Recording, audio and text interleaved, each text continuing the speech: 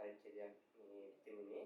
ඒ හැම වෙලාවෙම මේ අපි පවුලක් විදිහට අසරණ වෙද්දී මේ පවුලට හයියක් විදිහට මේ රූපවාහිනියේ ඉන්න හැමෝම මේ තාත්තත් එක්ක හිටියා.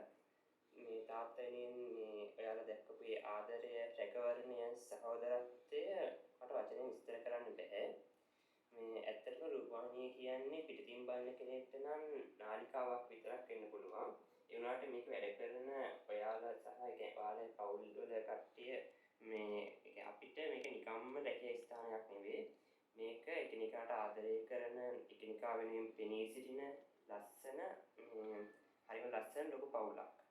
තාත්තා අවුරුදු 35ක් මේ පවුලේ සමාජිකයෙක් වුණා.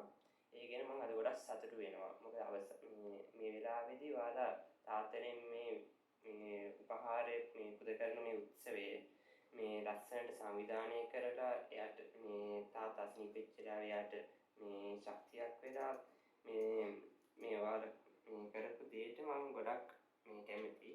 ඒ වගේම මේ තාත්තා ලබා දුන්නේ ගෞරවයට රූපවාහිනී පවුලේ සැමට මේ සැමට මගේ අපේ පවුලේ අයගේ මේ ස්තුතියි මම මේ පිරිනමනවා.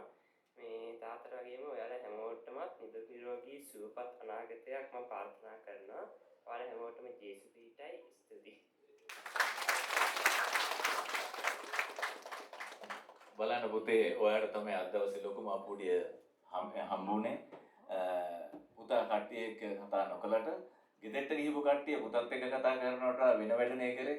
ඒ නිසා මේ මාමලාට අපිට පුතත් එක්ක කතා කරන්න නැහැ. හැබැයි පුතා හරිම ආදරණීය ලස්සන කතාවක්